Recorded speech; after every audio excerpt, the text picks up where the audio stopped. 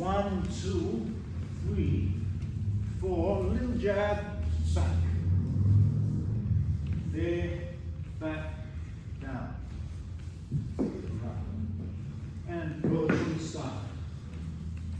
Little jab, there, there, there, there, and we continue.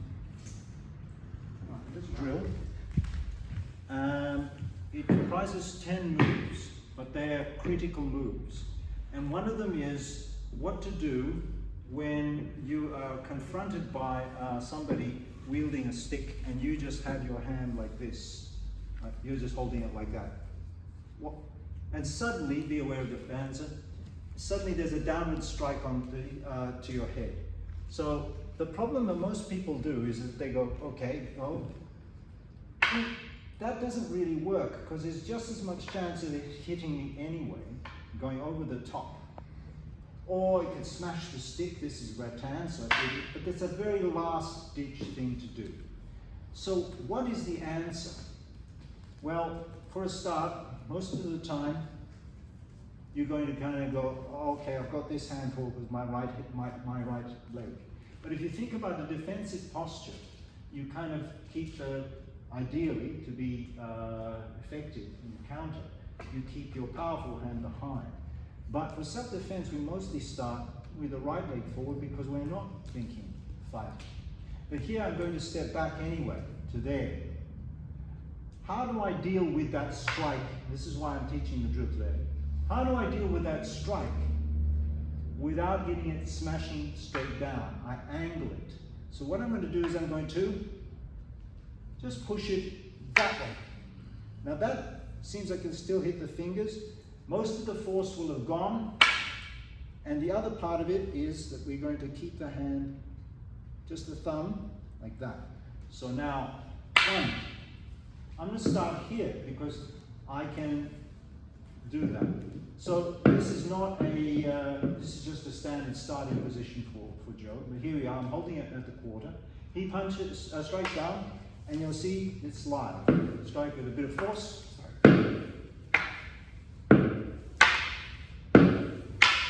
Okay, so suddenly, it might hit my arm a little, but it saved my head.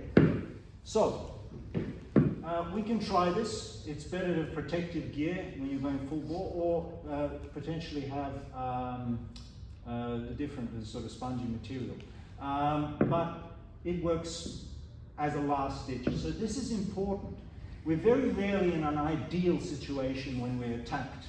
You might be holding something and intruders come in and attack, and you'll notice if I get the angle right, it slide down, bang! That's your first movement of this drill. We start this way, raise. And you notice I punch it forwards because I don't want to do this half-heartedly. I want to deflect it along that line with the energy moving over. This is not just a defense, this is also an attack. Because as he's standing there, he's thinking of striking me, and I just punch him. So, bang, punch. Or he has struck me, and I've defended. One of the things I'm going to do from there is straight away, before it's even reached my hand, 1, 2. And I'm going to do this carefully because I don't want to dent the wooden floor. But as he punches, strikes down, 1, 2, I take it down. 1, I slam it down into the ground.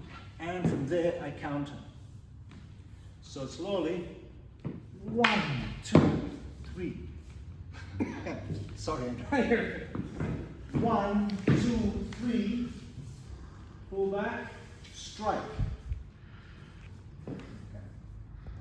Having done that, put aside.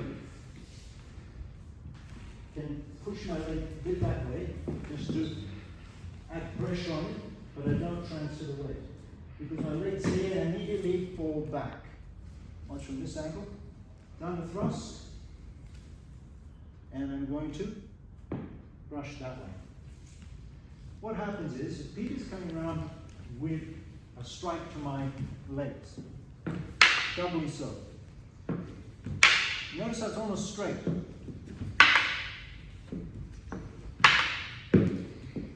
doesn't try to meet it with a circle. It just gets in the way. I don't move, he's hit. Okay, go hard, strike me. That's all we're doing. Ready? So, 1, 2, 3, 4, little jab, back. There, back, down. And go to the side. Little jab, there, there, there, there, and we continue.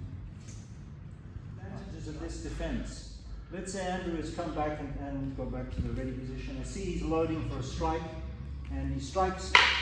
You'll see that strike again, knocks it out of my hand, perfectly for my thrust. One of the advantages of this defense is that it works really well against a thrust. So if we go from there, you can see faster. Yeah.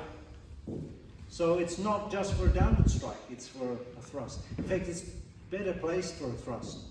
But I showed you this at the beginning because I want you to realize that there are last-ditch, desperate tactics built into civilian defense. If you were to transfer this to a competitive arena, it would be a case of, well, that's a high-risk maneuver. Wrong way to look at it. What happens if you're in the wrong place at the wrong time in civilian defense or in a cage? You need to know how to rescue situations. And movements like this, whether they're used to punch him, whether they're used to defend against a strike down, which is almost catastrophic, or whether it's a thrust. And against the thrust, it's particularly useful to counter. So this idea of a last-ditch, desperate defense isn't because you are teaching high-risk maneuvers. It's because you're teaching maneuvers that are likely to get you out of what I call the oh dear moments. Okay, there's another word we could use. So those moments where things are catastrophic are built into traditional martial arts forms. They're built in to keep you in a position where you can rescue yourself.